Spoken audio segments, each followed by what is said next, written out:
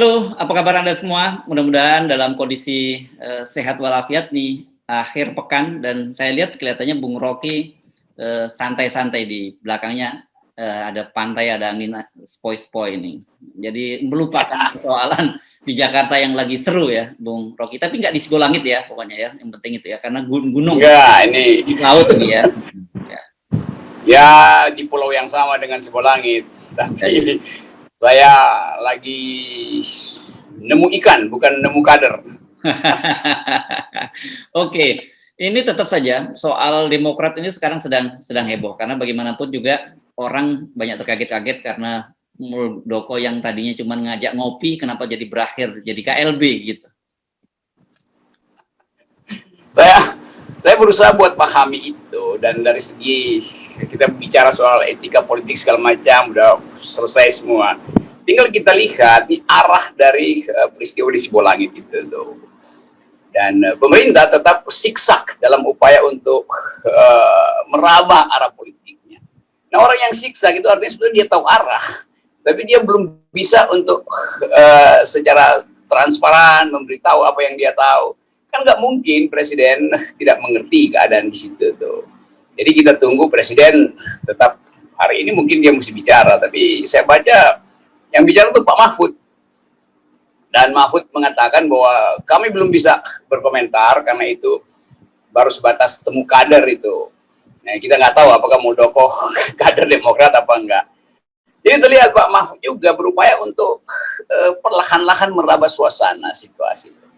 Tapi kalau Mahfud datang sebagai politisi, saya mengerti pikiran itu. Tapi jangan lupa dia adalah orang hukum yang paham tentang taktik-taktik menganalisis masalah dari sudut hukum.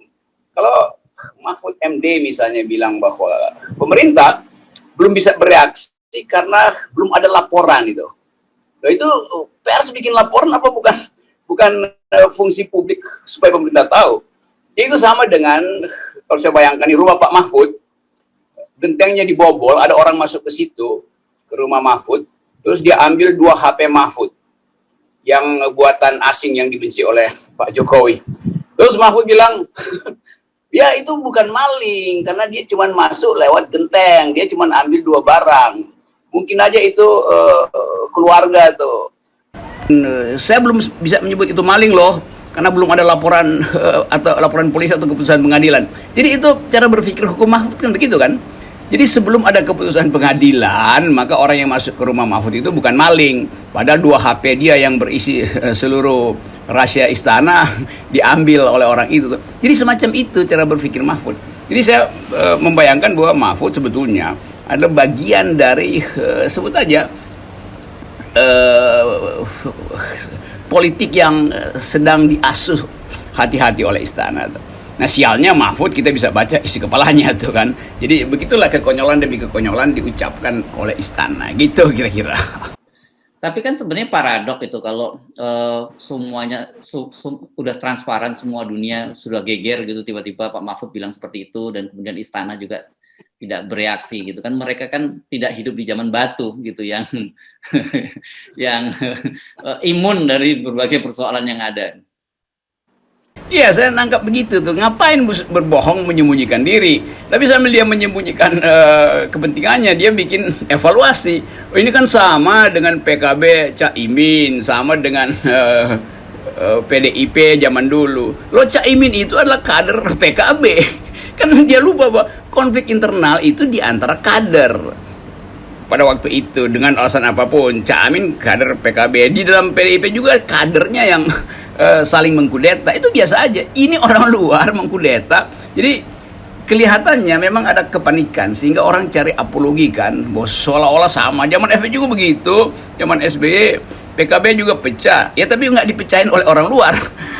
Tetap di dalamnya adalah problem dalam antar kader. Jadi mencari-cari alasan itu tanda bahwa kalau kepala batu apa namanya tadi, isinya masih ada batu, tapi kalau kepala kosong kan sial tuh. Nah, karena yang mengambil orang luar itu kan makanya kemudian teman-teman di Demokrat menyebutnya nggak pas tuh kalau kudeta. Kalau kudeta itu kan biasanya berasal dari kalangan dalam. kalau ini dalam perusahaan nama hostile takeover, tapi kalau teman Demokrat malah menyebutnya begal gitu karena ada orang luar gitu yang menghadang di tengah jalan. Lama-lama tata bahasa netizen itu makin lama makin istana pasti bilang makin ngaco, tapi makin betul. Ini begal. Jadi Mahfud MD mau nunggu keputusan pengadilan, jelas-jelas begal itu celuritin si tukang ojek, tapi Mahfud bilang enggak, itu bukan begal, itu mungkin aja keluarga beliau, keluarga si tukang ojek yang lagi ingin menyapa tapi disapa pakai celurit. Kan sama juga begitu yang terjadi kan. Jadi Pak Muldoko dianggap sebagai begal, itu pikiran netizen bereaksi terhadap keraguan-keraguan istana untuk mengambil sikap. Nah, ini yang berbahaya bagi demokrasi dan berbahaya bagi kepastian institusional tentang kedudukan partai politik. Itu soalnya tuh. Ya, so. Jadi kan kita sebenarnya kalau pola yang lama sudah bisa terbaca, ini akan dibawa ke Kumham dan Kumham kemudian mengesahkannya begitu. Tapi pada waktu itu kan seperti Anda sebut tadi itu internal. Jadi saya kira mungkin pemerintah atau Muldoko dan kawan-kawan sedang berpikir keras bagaimana mencari dalih baru, karena bagaimanapun juga kan sekarang beredar tuh foto-foto Muldoko mengenakan seragam Hanura. Bahkan disebut-sebut saya sebenarnya wakil ketua umum di Hanura. Ini kan jadi agak repot memang cari celahnya ini. Saya kira ini yang saya duga kenapa kemudian Mahfud bicara begitu, istana juga bungkam, Bung Rocky. Akhirnya orang menganggap bahwa hostile takeover ini dimaksudkan untuk memastikan bahwa partai-partai politik harus tunduk pada istana. Kan ya oke, kalau wakil Hanura oke, itu pun udah tidak etis tuh. Udah punya partai masih nyaplok ke partai orang lain. Tapi akhirnya orang lihat bahwa Muldoko ini agennya Jokowi sebetulnya kan.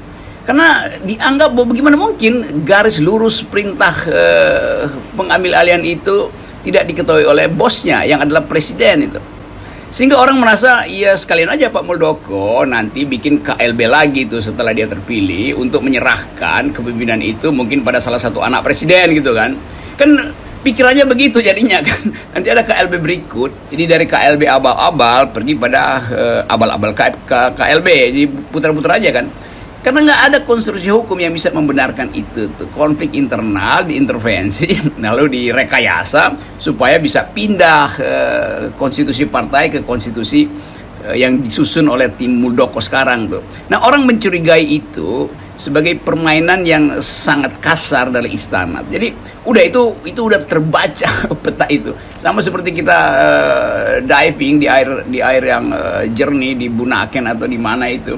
Ya nggak mungkin kita bilang itu ada ikan emas di situ tuh. Itu pasti ikan laut.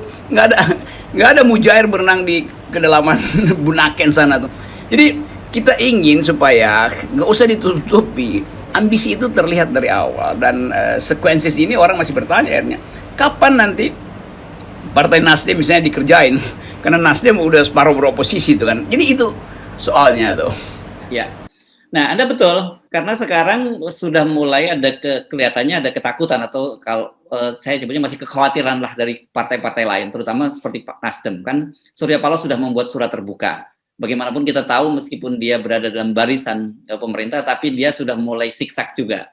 Kemudian Zulkifli Hasan, PAN juga, yang bolak-balik mau masuk ke istana sampai sekarang belum masuk juga udah mulai surat terbuka. Karena memang ini sudah mulai mengkhawatirkan. Mereka pasti berpikir, kalau internal partai itu bisa dilokalisir. Tapi kalau kemudian sekarang ada orang luar dan itu kemudian dibenarkan secara hukum di Indonesia, itu yang orang khawatir.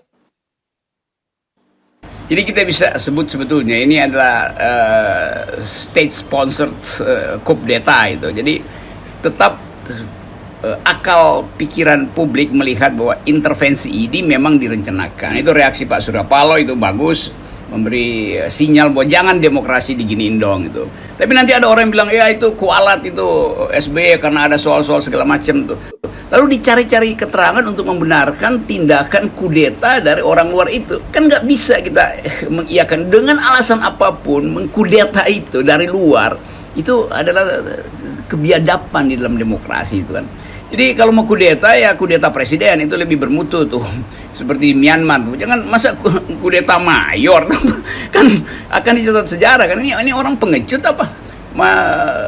yang seharusnya dibina. Dan saya kira benar yang saya dengar pikiran dari Pak Gatot Nurmantio yang juga diwawancara oleh FNN, yang menganggap bahwa paling tidak ada yang etis dong gitu. Muldoko dibesarkan oleh SBY tapi mengkudeta anaknya itu. Kalau mau kudeta SBY pada waktu itu kan itu lebih fair kan. Ini mengkudeta anaknya. Jadi Pak Gatot mengerti tentang etika politik, dan pemimpin itu pertama-tama harus mengerti etika politik.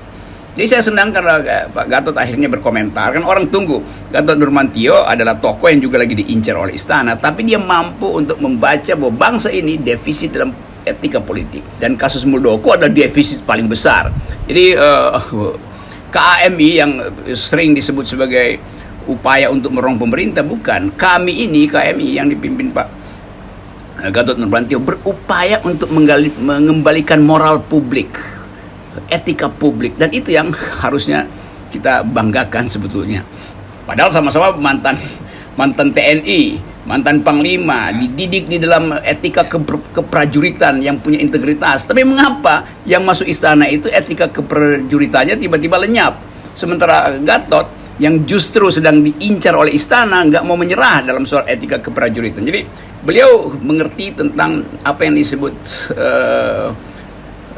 prinsip-prinsip kesaptamargaan itu, bahwa harus lurus, tidak boleh menjadi bagian dari permainan politik. Itu saya kira. Yang menarik karena memang Gatot ini jadi Panglima TNI di masanya Jokowi itu menggantikan Muldoko. Jadi ini kira-kira kritik junior terhadap seniornya gitu.